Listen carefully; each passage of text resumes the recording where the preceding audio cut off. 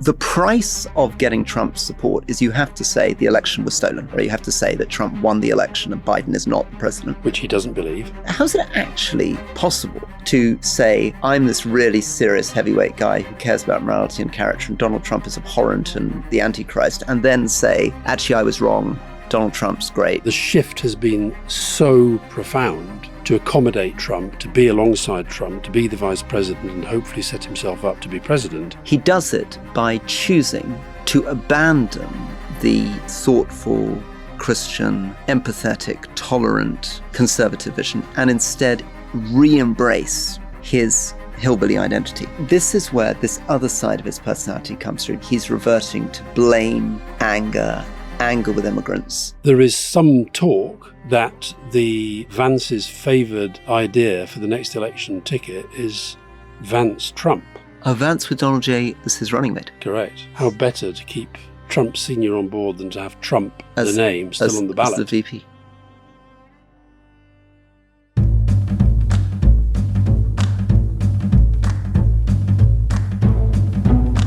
Hi there, it's Alistair here. Now, you may know Rory and I are right bang in the middle of our first ever long-form series, The Real JD Vance, exclusively available on The Rest is Politics Plus. In episode 1, we explored Vance's early life, the chaotic family background, the small-town struggles, and the personal myth-making that turned Hillbilly Elegy, his memoir, into a bestseller and made Vance a political rising star. In episode 2, we looked at the billionaires who are backing him, a really powerful network of tech elites who frankly see democracy as a total inconvenience and who've alighted upon Vance as their political vehicle. Chief among them, a guy called Peter Thiel. He doesn't just see Vance as a future president, but as a kind of American monarch. And now in episode 3, we look at, frankly, the most extraordinary transformation of all.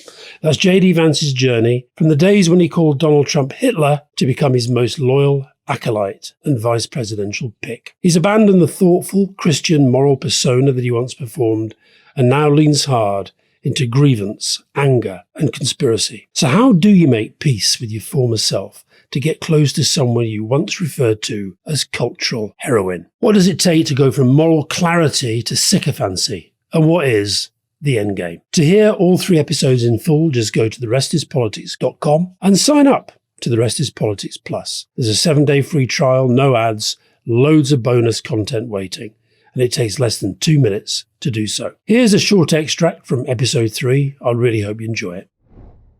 The price of getting Trump's support is you have to say the election was stolen. Yeah. Or you have to say that Trump won the election and Biden is not the president. Which he doesn't believe. But also the other thing I don't find, we talked about his wife, Usher. You have to assume, I know that, if you're in a political family, you're a political person, you have to assume there's some kind of political crossover going on. Have there been no points since he stopped being an ever-Trumper and started to sort of move over? Have there been no points at which he's gone home and his wife or other members of his close entourage have said to him, hold on a minute, this is disgusting. You can't pretend you believe this. Or do you believe this? In which case, that person that I married, is that the same person? Now, I don't want to intrude into their marriage. I get the feeling with Usher that she's totally on board for everything. Looks like she's really enjoying it. Traveling around the world, taking her kids to this Europe that he seems to despise. But I just don't get that nobody says to him. He does occasionally do difficult interviews, but I've very rarely seen him pressed on, hold on a minute, you said this, did you believe it? You now say this, do you believe it? What do you really believe? Let's go through what we think JD Vance does believe. Number 1, I think he's pretty consistent in his social conservatism. He's pretty consistent in believing that the world was better in the good old days when people had more traditional values. And those traditional values range from anti-abortion to the good old days when you could, it appears, extrajudicially kill people because you thought they raped someone and throw them in a lake, right? So there's that kind of sort of traditionalism. Number 2, I don't think he's ever been very interested in the Constitution. Oddly, when he was criticizing Donald Trump first time round, he's never been a great one for democratic theory, liberalism, human rights, constitutional protections. That's because he believes this Teal Yavin stuff. Yeah, so he's an authoritarian, I think it's the second thing. So number 1, he's traditional. Number 2, he's an authoritarian. He buys into the kind of monarchist thing. Number 3, I think he has this very, very weird thing going on which is mesmerizing in the Christian right in the US, which is the ability to project a Christian message, which is about care for the poor, about humility, about truth and about integrity onto this figure of Donald Trump with his gold bath taps, his contempt for the poor. His lies, yeah. his corruption. And he's somehow able to do that. But how can you do that? I think it is basically ambition. And interesting, when we interviewed David Frum, and Frum now, who of course Frum people will know is very, very, very critical of Trump, but he's also very critical of Vance. I think in a way even more disappointed because he sees Vance as somebody who's very intelligent, very driven, got a really good brain, but actually feels that now the shift has been so profound to accommodate Trump, to be alongside Trump, to be the vice president and hopefully set himself up to be president, is that he thinks it shows an absolute lack of character. You said to him, you once described him as having moral flexibility. Were you aware of that early on, that his ambition might drive him to shift from Reaganite conservatism to Trumpism? And David says, no, not at all. Not at all. Quite the contrary. When he wrote his famous book, in which he has some nice things to say about me, for which I thank him. When he wrote his famous book, I wrote back that I had just one criticism of it, which is he said in the introduction to the book, he says that the story I tell here, I tell not because I'm an extraordinary person, but because I'm an ordinary person enabled by the promise of America. And I wrote back and said, no, that's not true. You are an extraordinary person. And I understand why you said the contrary, but it's important that you, in your private thinking, understand that what you did is not available to everybody because of your extraordinary drive. But I said this as compliments, your extraordinary drive and gifts and energy and ability, they are beyond the ordinary. I think we tend to believe that when the good fairies give you some gifts, they give you all of them. And so you think with those gifts would also come integrity and character. I mean, he showed so much character getting from point A to where I knew him that you thought that it never occurred to me that character would be the defect, actually, that was the deficit quality. And I think that's a very, very, very powerful statement. Well, and part of the reason why none of us saw this coming, why it's such an amazing left field, is the entire brand of JD Vance was supposed to be character. So to go back to his kind of intellectual formation and these Catholic philosophers he quotes, he's very interested in a guy who's currently in Hungary, no accident, hanging out with Viktor Orban, whose intellectual lineage goes back to Alistair McIntyre, which is all about virtue. Yeah. Virtue, character. Remember I said that, he'd become a Catholic because he decided what he'd realized is that what matters in life is not success, not promotion, but character, right?